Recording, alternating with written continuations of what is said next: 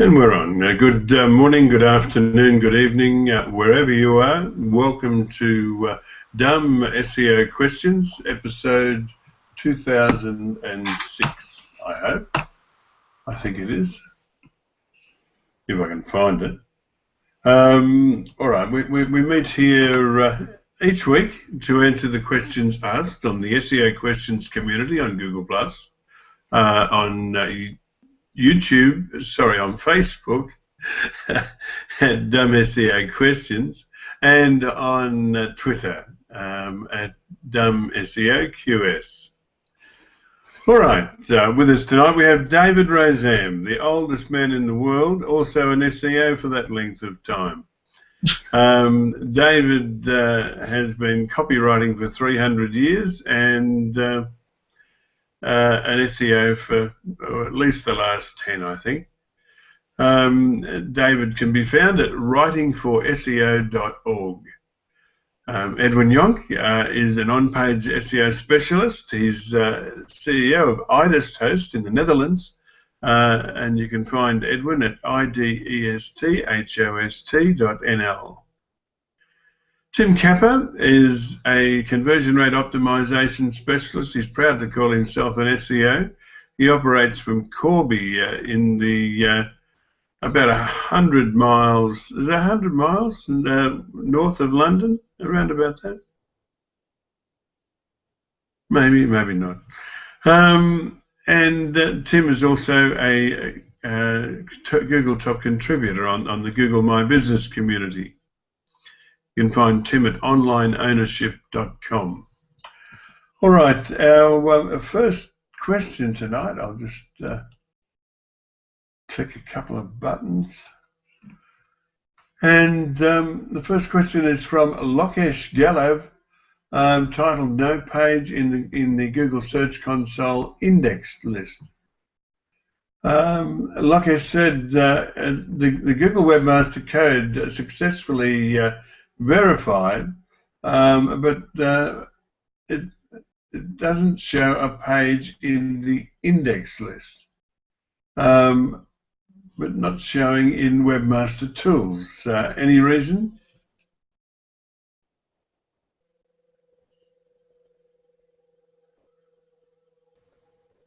Well, the most obvious is go in. The most obvious one is the one with dot and without dot, as mentioned by Kumar in the comments.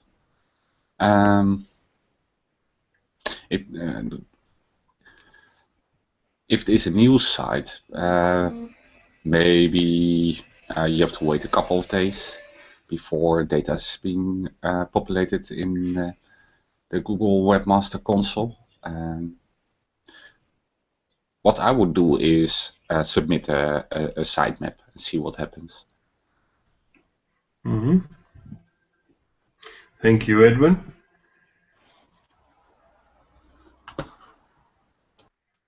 And nods of assent from David Rosam. It looks like Tim is on the phone.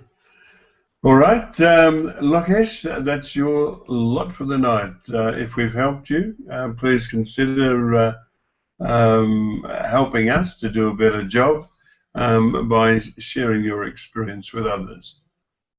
And thank you to Gaurav Kumar for answering on the SEO Questions community on Google+. This one from Aswini G. Well, I don't know if we can answer this one. I don't think we've got any YouTube specialists here. But anyway, Aswini said, asked a question titled "Optimizing YouTube Video for Search Engines." Aswini said, "Hi all, I'm optimizing some videos on YouTube for my website traffic. Recently, I learned that real-time videos will help to get more traffic from search results. Could anyone please tell me how to optimize them to get more traffic and how we can get real-time videos in search results?"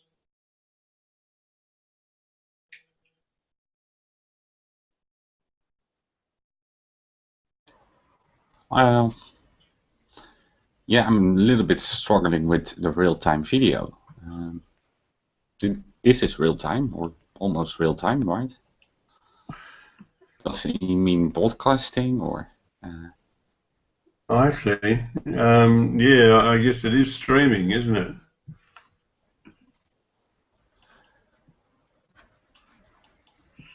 I guess that's what he means. Or she. Yeah.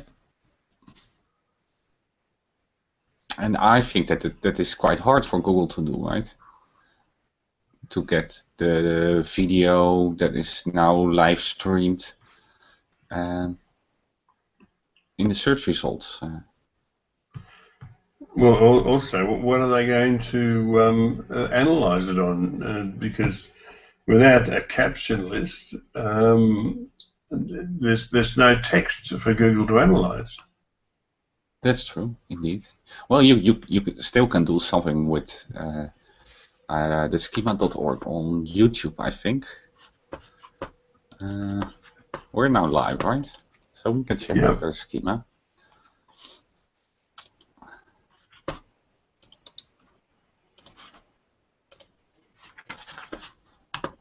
Where is that?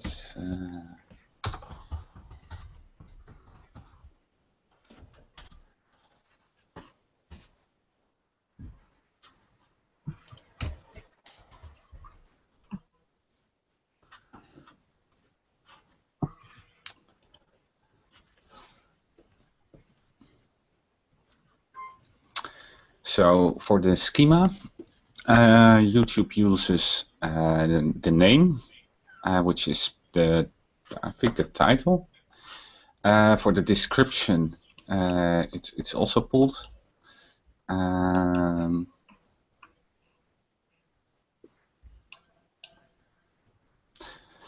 The author is the user on YouTube, right? And you can also add some Google Plus URL as an author.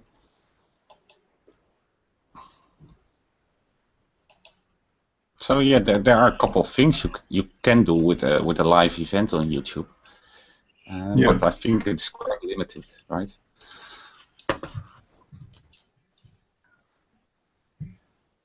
And yet there are people that do manage to. Yeah, I mean, there are good operators on YouTube that do manage to do well out of it. Yeah, that's true. Yeah. All right, Aswini, I hope that is of some assistance to you. We'll now move on to the next one. Ahmed Kumar asked a question, SEO for a news website. And it's a bad number. I don't think we've got any news specialists here either. What SEO activities should be performed to optimize a news website? Excuse me. For off-page activity, is there anything new or just regular activities like social bookmarking, classified ads, blog comments, etc.? How can I use social media for news website promotion and traffic? Thanks. Well, there's for Facebook, there is how was it called? Facebook. It was with the sitemap. Oh, I forgot that name. It was something similar to AMP. Oh yes, Facebook Live or something. Or is it Facebook Live?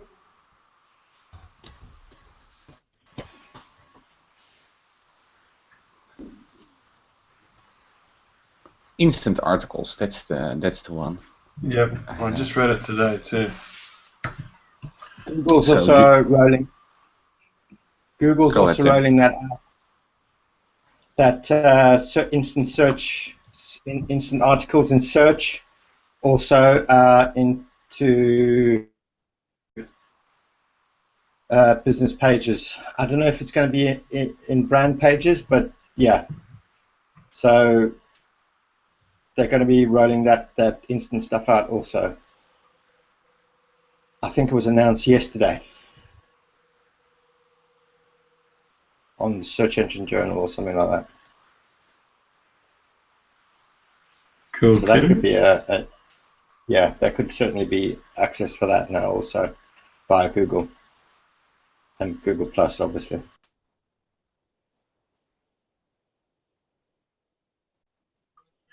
Excellent.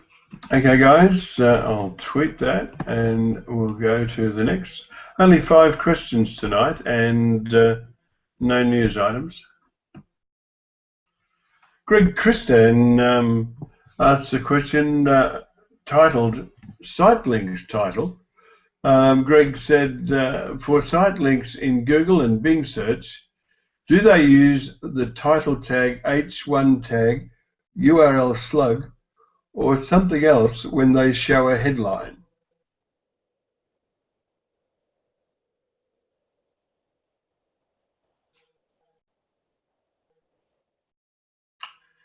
Dave Elliott said that normally follows the breadcrumb if you do have breadcrumbs on your site, or if you don't have them, that what is shown is visible in your navigation structure, in your menus, if you like. And they also use the URL, right? If this slash and then the page, it might be on the site link, whereas if you have 2 slashes, it won't. But there are so many different site links, I think. You have the one-line site link, you have the big 8 site links. There are site links with search boxes in them.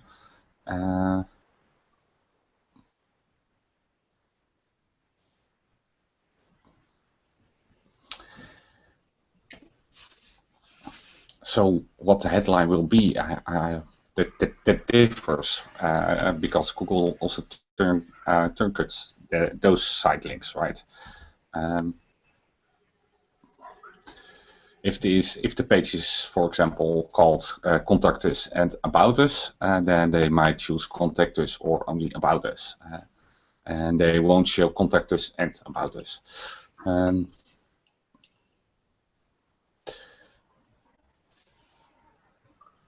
Excellent, thank you, Edwin. Yeah, I think that's that.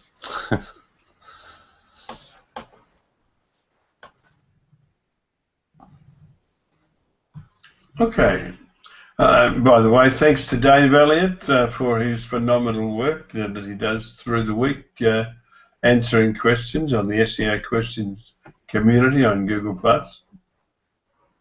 Okay, let me go to our last question for the night. By gee, we ripped through this.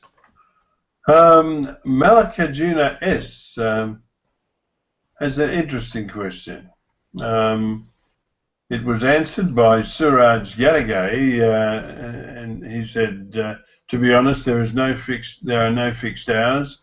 Usually it depends on the client budget and the resources you have at your disposal to work on SEO projects. And here is the question. It's titled Average Monthly Working Hours on an SEO Project. He said, hi, can anyone tell me the average monthly working hours on an SEO project? How many hours do I need to work?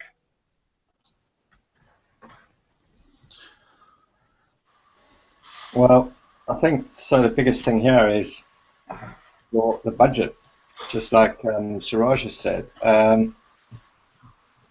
You know, some clients have a small budget, some clients have massive budgets. Equally, some sites are small and don't require a lot of time, you know, or maintenance in that sense. And some sites are gargantuan, which require, constant time. So you've got to understand in terms of generally what I do is, you know, in your initial meetings and conversations with clients, you kind of get a feeling on the business how it's structured, and what they want to achieve. Okay.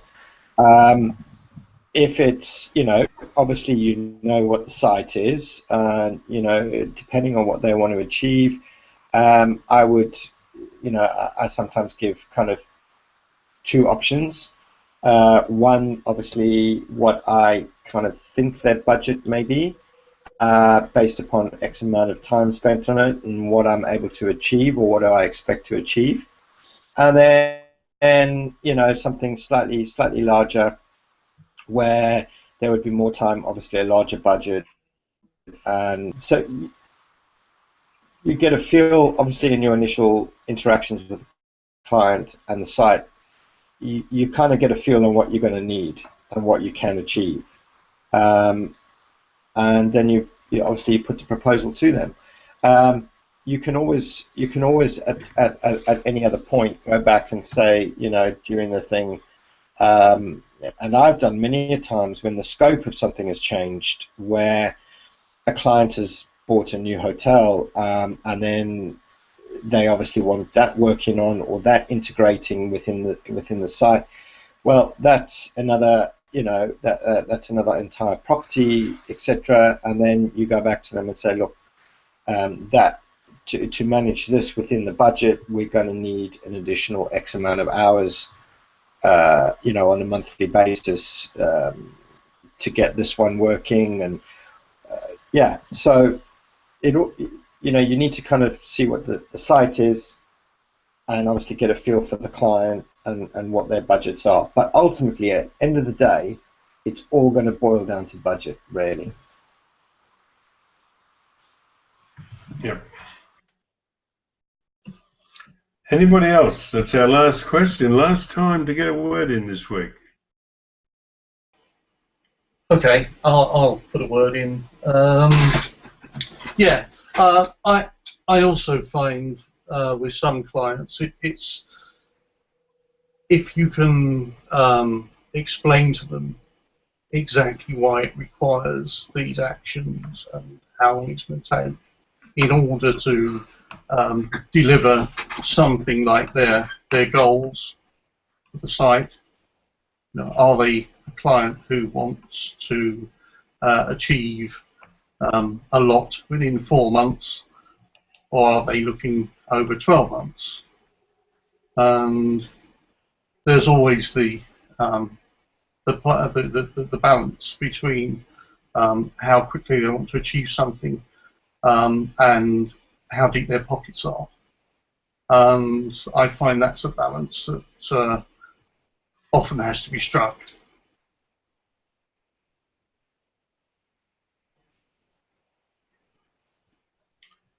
Yeah, I suppose it depends on how you do your metrics. I mean, if you're doing metrics and agreeing on key performance indicators like traffic, then you could spend a lot of time without getting more value for your clients, and then the pressure is on you to not charge for those hours because you're not really producing. So how does this relate to Malakaduna? I would say that if you organise with your client a key performance indicator of the number of sales on the site, or the volume of sales, the amount of cash returned from the shopping cart each week, then it won't matter how many hours you want to spend, because your client will be on the phone every week asking you to spend more time and wanting to pay you more money. If the whole relationship is based on improving, if it costs him an extra $100 to get an extra $200 in sales, obviously there's no argument the client will pay it. Am I making sense, or am I going mad in my old age? Yeah, but for the clients, I will be very careful with traffic. I know an example from someone, some AdWords specialist that sold a package, and they guaranteed someone that a site got 100 visitors or 100 leads. And the client paid 200 euros, for example, and they bought AdWords for those 200. And I think there was an example where they paid 20 euros for those 100 leads.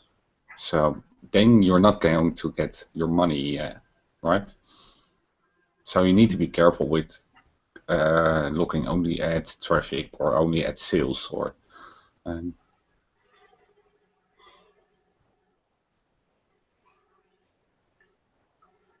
Yeah. Well, so can we sum up for Malika Juna S and say that this question is something like, how long is a piece of string?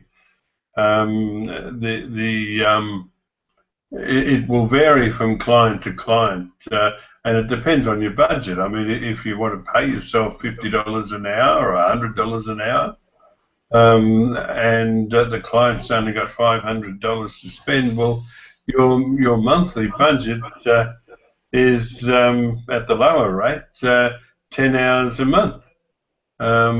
It just depends on how much the client is prepared to pay. I mean, would you guys say that there really is no limit on the amount of time you could spend on a site? That there'll always be something that you could optimize? Well, at least for the first year anyway. Yeah, I mean, it depends on the size of the site, where they want to go, really. Yeah, there is always something to do, but I mean, ultimately, there is going to reach a point on what you can do or the amount of hours you can spend on it. It all depends. I mean, even if it was a small little dentist block, I mean, you could be researching the latest in dentistry equipment, implants. I mean, you could go if the guy wanted 200 hours in a month. I mean, you could be really,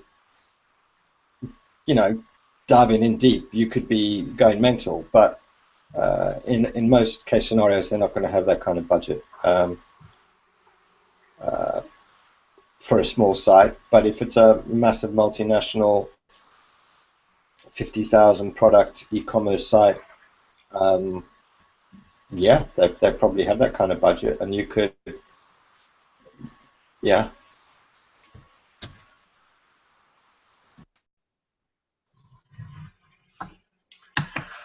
Thank you, Tim. All right, will we call this one a wrap? Yep, Edwin says yes. And oops, it's that time again. Thank you for watching SEO Questions. Your interest in what we do makes what we do worthwhile. Please add your questions to the SEO Questions community on Google+, to the Dumb SEO Questions page on Facebook, or on Twitter at Dumb SEO QS. We'll be back at the same time next week to do this all again. But for now, it's good night. And